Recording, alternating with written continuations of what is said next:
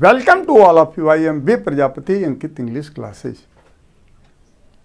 Dear friends, आज आप लोग नरेशन के बारे में इस सेशन में जानेंगे। पहले इंट्रोडक्शन होगा, हाँ, नरेशन से संबंधित, और यह जो सेशन होगा कुछ खास होगा। हाँ, पुस्तकों से हटकर कुछ बिंदुओं पर अनुभव के आधार पर चर्चाएं की जाएंगी। तो आप लोग इस वीडियो को शुरू से अंत तक देखें और लाभ उठाएं। साथ ही अच्छा लगे तो लाइक और सब्सक्राइब करना न भूलेंगे और अपने साथियों के बीच भी इसे अवश्य शेयर करेंगे। तो आए अब टॉपिक की तरफ आप लोगों को ले चलते हैं। नरेशन आखिर क्या होता है? तो जैसा कि हम बोले हैं कि आज इंट्रोडक्शन होगा, तो नरेशन पार्ट्स ऑफ स्पीच की दृष्टि से क्या होता है? नाउन होता है। हाँ, इंग्लिश ग्रामर में कथन को क्या कहा जाता है? नरेशन कहा जाता है। लेकिन आम भाषा में इसी कथन को क्या कहा जाता है? इसी नरेशन को क्या कहा जाता है? हाँ, स्पीच कहा जाता है या स्टेटमेंट भी कहा जाता है। ठीक है, तो स्पीच और स्टेटमेंट से आप लोग ज़्यादा परिचित होंगे और उसके बारे में ज़्यादा समझते होंगे। स्पीच माने भाषण, स्टेटमेंट माने वही कथन कहिए।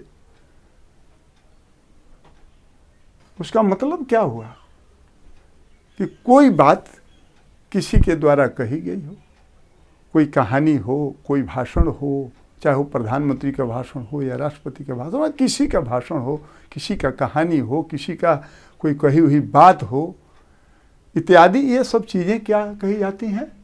यही इंग्लिश ग्रामर में नरेशन के नाम से जानी जाती है। तो अब आप लोग समझ गए कि नरेशन का मतलब क्या होता है। आम भाषा में स्पीच या स्टेटमेंट होता है और अंग्रेजी भाषा में ग्रामर की दृष्टि से उसे नरेशन कहा जाता है। ठीक है, अब चल, अब किसी भी कथन को इंग्लिश लैंग्वेज में हम दो प्रकार से व्यक्त करते हैं। इंग्लिश लैंग्वेज इसलिए कह रहे हैं, क्या इंग्लिश लैंग्वेज की क्लास चल रही है, इंग्लिश ग्रामर की क्लास चल रही है, इसलिए हाँ, इंग्लिश पर ज़्यादा फोकस रहेगा। तो इंग्लिश भाषा में किसी भी कथन को दो प्रकार से व्यक्त करते हैं। वो कौन कौन?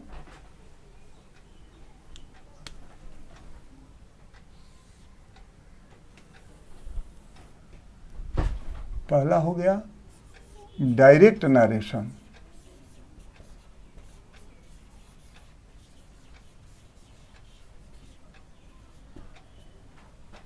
हाँ, इसको हाँ डीएन भी कहिए चले। और दूसरा इनडायरेक्ट नरेशन,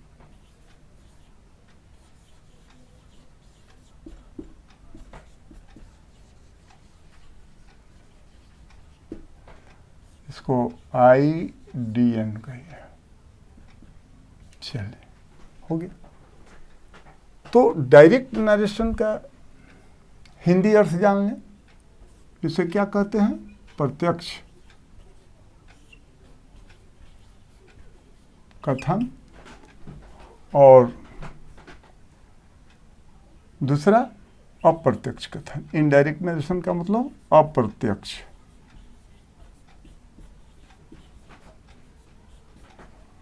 तो डायरेक्ट नरेशन किसे कहते हैं? हाँ, किसी भी कथन को, किसी भी नरेशन को ज्यों का त्यों एक्सप्रेस कर दिया जाए, व्यक्त कर दिया जाए, कह दिया जाए, हाँ, उसी के शब्दों में, हाँ, स्पीकर के एग्जैक्ट वर्ड्स में व्यक्त कर दिया जाए, वैसे कथन को क्या कहते हैं? डायरेक्ट नरेशन कहते हैं। और इनडायरेक्ट क्या है? इनडायरेक्ट नरेशन वो होता है जिसमें वक्ता के कथन को बिना उसके सेंस को बदले, वक्ता के कथन के सेंस को बिना बदले, उसमें कुछ अंग्रेजी ग्रामर के नियमों के अनुसार बदलाव कर अपने स्तर से व्यक्त किया जाए, वह क्या होता है? इनडायरेक्ट नरेशन होता है, यानी अप्रत्यक्ष कथन। आए एग्जाम्पल के जरिए जाने। Ram said to Mohan,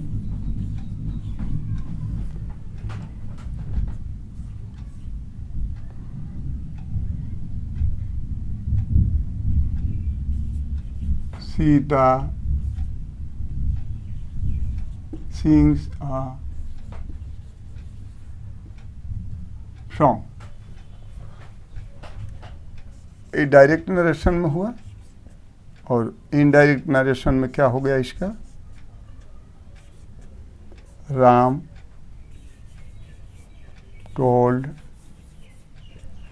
Mohan that लगा दिए Sita sang a song, full stop हो गया। तो आए, हाँ, उदाहरण के जरिए आप लोग अच्छी तरह से जान लें कि डायरेक्ट नरेशन क्या होता है, इनडायरेक्ट नरेशन क्या होता है। इसे तो परिभाषा आप लोगों को बता दिए, तो देख लें। यहाँ पर क्या है? Ram said to Mohan, comma है, इन्वर्टेड कॉमा है, Sita sings a song, inverted comma बंद है, फुल स्टॉप है।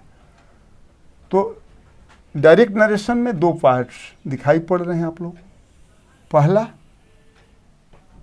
राम सेड टू मोहन, जो कॉमा यहाँ से अलग किया गया है, और उसके बाद में इन्वर्टेड कॉमा के अंतर्गत जो सीता सिंग्स अ सॉन्ग है, यह दूसरा पार्ट है।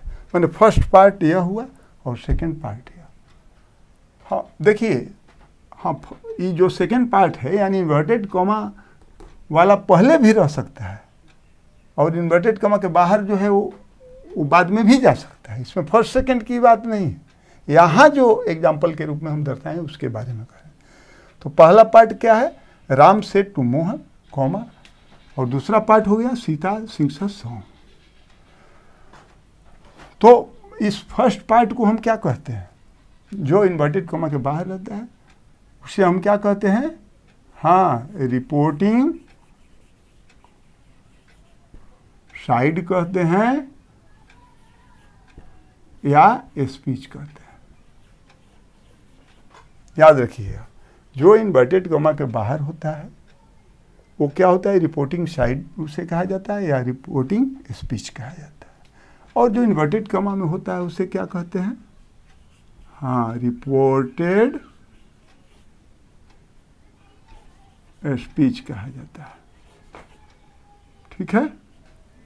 हाँ, अच्छी तरह से देखते जाइएगा, समझते जाइएगा। तो यह रिपोर्टिंग साइड हो गया और यह रिपोर्टेड स्पीच हो गया। ठीक है?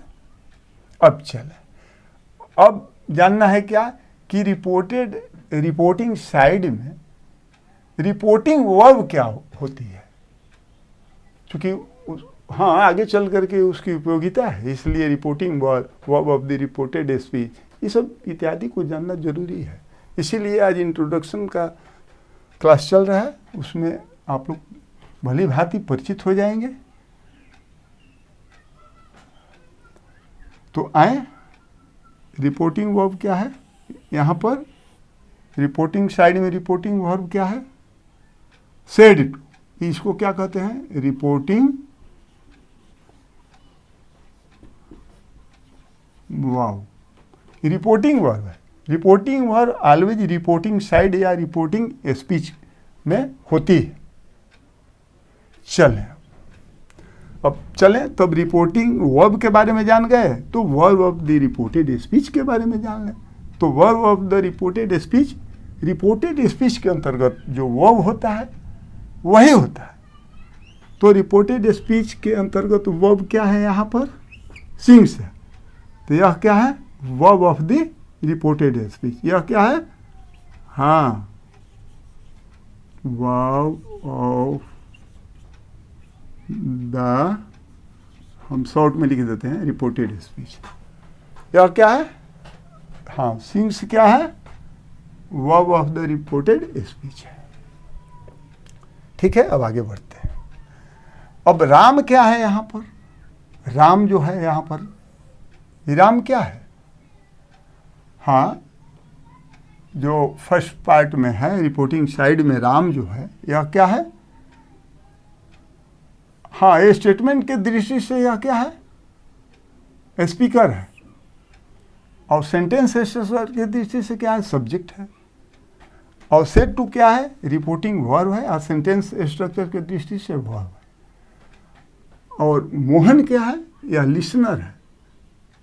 और सेंटेंस दृष्टि के सेंटेंस स्ट्रक्चर के दृष्टि से क्या है? ऑब्जेक्ट है। ठीक है, अब आप जान गए कि रिपोर्टिंग साइड में क्या हो गया? रिपोर्टर हो गया, रिपोर्टिंग वर्ब हो गया, और लिसनर जो कि ऑब्जेक्ट कहते हैं हो गया। ठीक है, अब इतना जान गए। अब चले तो डायरेक्ट नरेशन में आप लोग देख लिए, क्या देखे कि वक्ता के कथन को ज्यों का त्यों विदाउट एनी अल्ट्रेशन हम उसी के शब्दों में एक्सप्रेस करते हैं, जैसा कि यहाँ पर किया गया। और इसी को देखिए इनडायरेक्ट स्पीच में क्या कर देते हैं, कुछ अंग्रेजी ग्रामर के नियमों के अनुसार परिवर्तन कर अपने सुविधा के अनुसार उसको व्यक्त करते हैं। यहाँ किए हैं, देखिए क्या है? राम, देखिए यहाँ पर राम है तो राम लिख दिए। सेड टू के जगह पर क्या हो गया? यहाँ देखिए टोल्ड लिख दिए।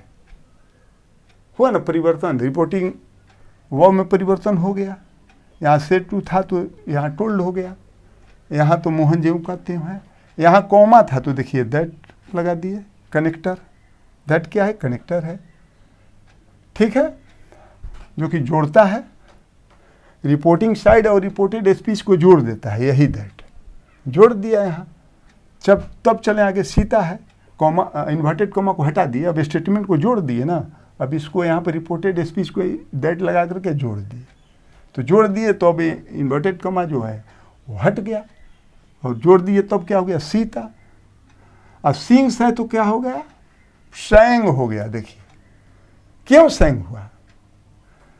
इसलिए सैंग हुआ कि रिपोर्टिंग वर्ब जो है वो किस टेंस में है? पास्ट टेंस में है।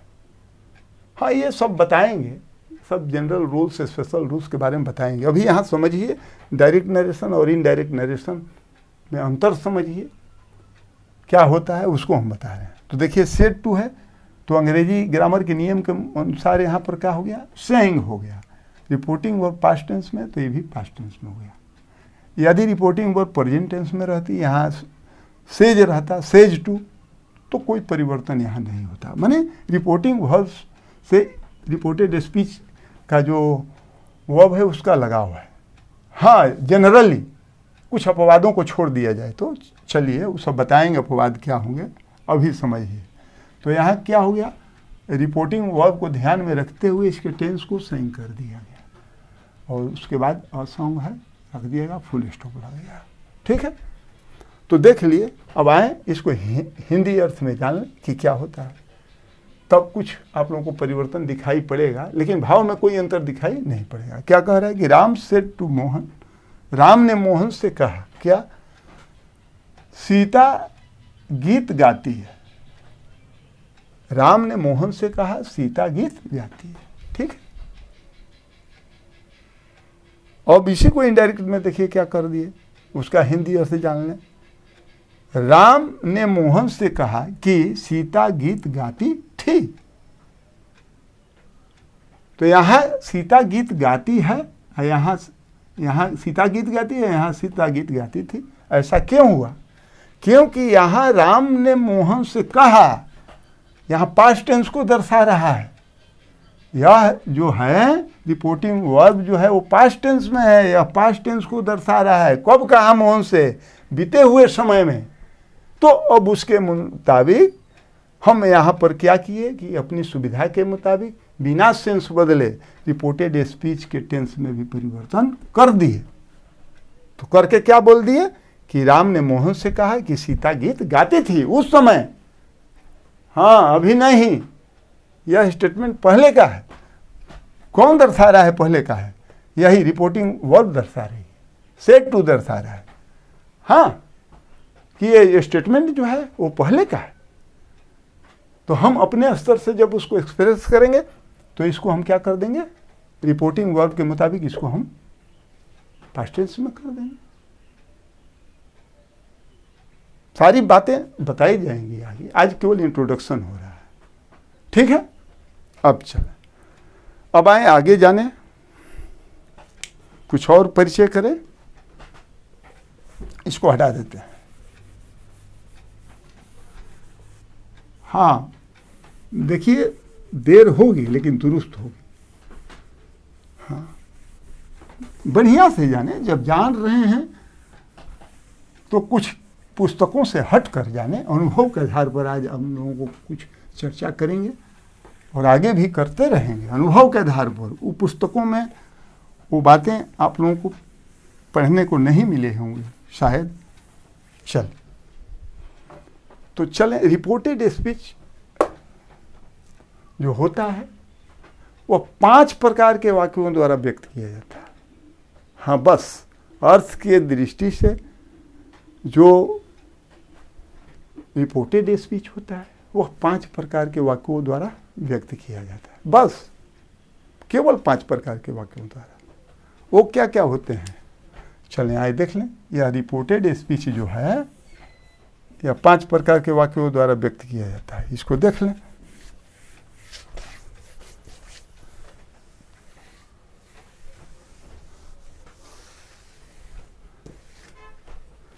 चलिए,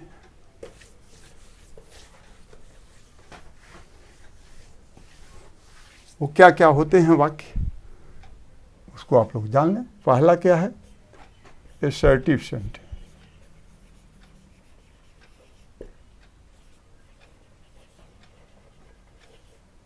दूसरा हो गया इंट्रोगेटिव सेंटेंस।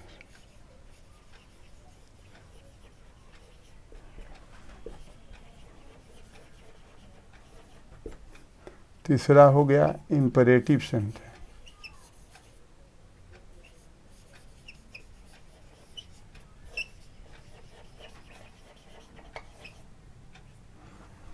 अब चलें, चौथा हो गया ऑप्टेटिव सेंटेंस।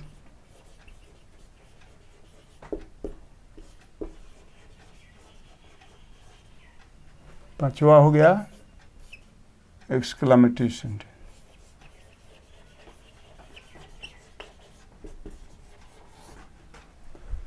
तो इन्हीं 5 प्रकार के वाक्यों द्वारा यह जो रिपोर्टेड स्पीच है इसको व्यक्त किया जाता है। ठीक है, चलें अब आगे थोड़ा बढ़ें। तो जब हम इस नरेशन को डायरेक्ट नरेशन से इनडायरेक्ट नरेशन में परिवर्तन करते हैं, हाँ कन्वर्ट करते हैं, चेंज करते हैं, तो उसके लिए कुछ खास इंग्लिश ग्रामर के अंतर्गत रूल्स बने हुए हैं।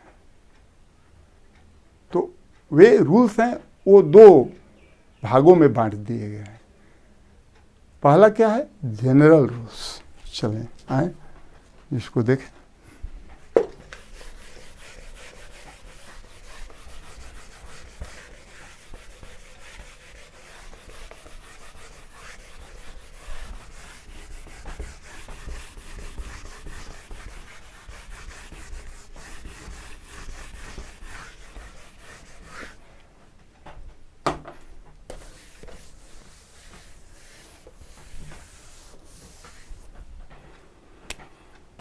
चले, हाँ, डायरेक्ट से इनडायरेक्ट में परिवर्तन करने के लिए, हाँ चेंज करने के लिए या कन्वर्ट करने के लिए अंग्रेजी ग्रामर के अंतर्गत जो रूल्स बने हैं उन्हें दो भागों में बांट दिया गया है। पहला क्या है?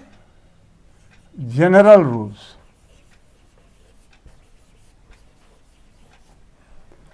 पहला जनरल रूल्स और दूसरा क्या है? Special rules.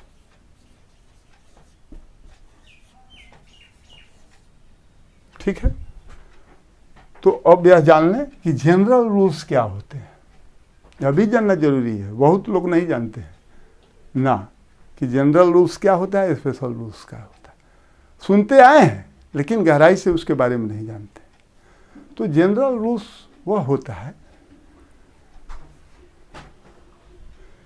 जो कि सभी प्रकार के वाक्यों पर, जो रिपोर्टेड स्पीच के जो वाक्य होते हैं, जैसे कि 5 प्रकार के वाक्यों द्वारा व्यक्त हम करते हैं, उन सभी 5 प्रकार के वाक्यों पर इक्वली इफेक्टिव होता है, समान रूप से लागू होता है, कुछ अपवादों को छोड़कर। हाँ, अपवाद पर विशेष ध्यान देना है। हाँ, यह नहीं सोचना है कि जनरल रूल्स है तो सबों पर समान रूप से हमेशा लागू होगा, ऑलवेज नहीं होगा। नहीं, कुछ अपवाद को ध्यान में रखते हुए चलना है। वे अपवाद क्या होंगे, उनकी चर्चा क्रमशः हम करते जाएंगे ग्रेजुअली। हाँ, नियमों के साथ जब आगे बढ़ेंगे तो एग्जाम्पल्स के जरिए कुछ विशेष चर्चा उस पर करेंगे हम कि कब कब जनरल रूल्स भी एप्लीकेबल नहीं होंगे, सबों पर समान रूप से। तो वे सारी बातें हम चर्चा करते जाएंगे, लेकिन सामान्यतः है, जान लीजिए कि कुछ अपवादों को छोड़ दिया जाए तो सभी प्रकार के वाक्यों पर नरेशन के तहत ये जनरल रूल्स एप्लीकेबल होते हैं। और स्पेशल रूल्स क्या होते हैं? स्पेशल रूल्स वे होते हैं जो कि हाँ, खास परिस्थितियों में किसी खास वाक्य पर लागू होते हैं। हाँ, खास से वाक्य का मतलब, जैसे हम बोले ना कि 5 प्रकार के वाक्यों द्वारा व्यक्त करते हैं।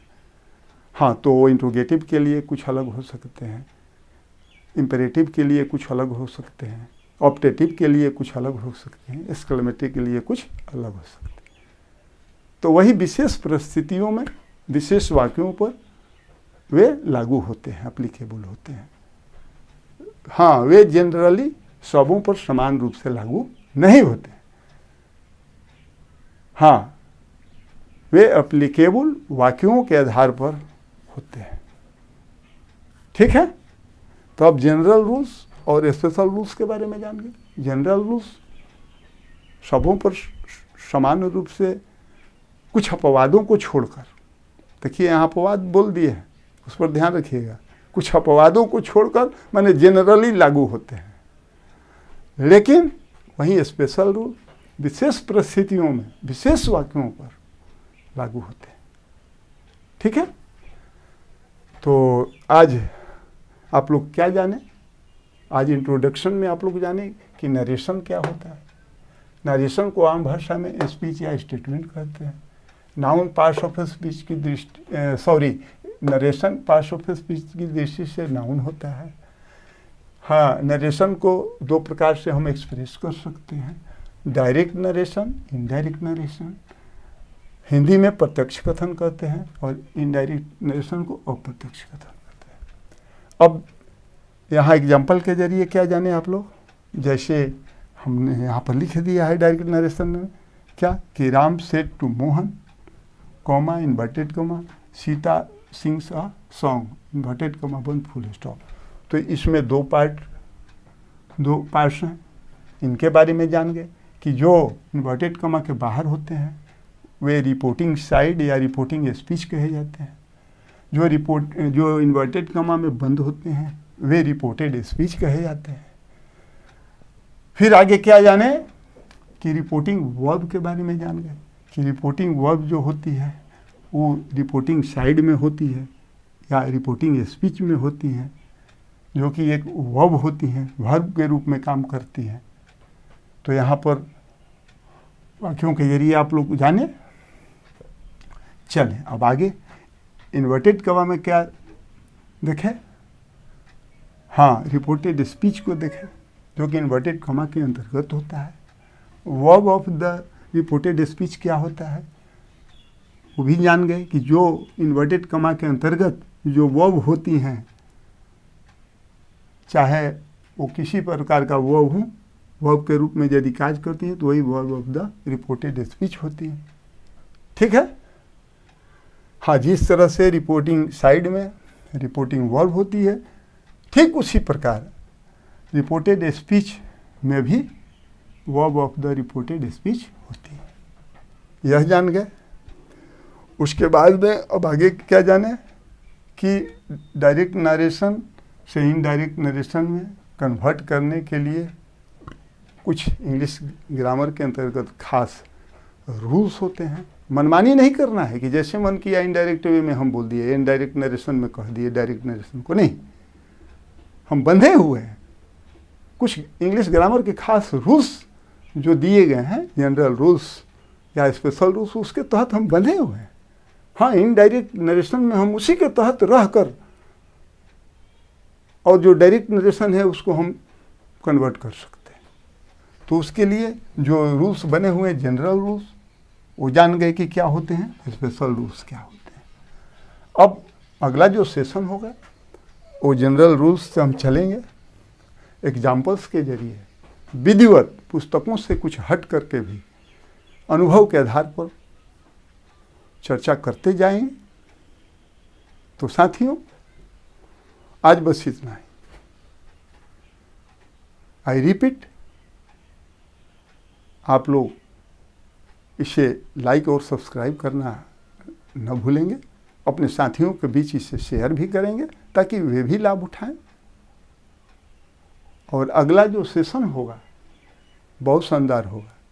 साथियों, कॉम्पिटिटिव युग में नरेशन का बहुत महत्व है। इससे बहुत प्रश्न बनते हैं कॉम्पिटिटिव एग्जाम्स में। हाँ, तो आप क्रमशः जो नरेशन का सेशन होगा उसे आप लोग अंत तक देखते जाएंगे, तभी पूर्ण ज्ञान प्राप्त कर पाएंगे। और मैं पूरी दावे के साथ कहता हूँ कि नरेशन की अच्छी जानकारी रखने से आप लोगों को कोई रोक नहीं सकता है। आप मेरे साथ शुरू से अंत तक केवल बने रहिए बस। ठीक है। Once again welcome to all of you. Good bye.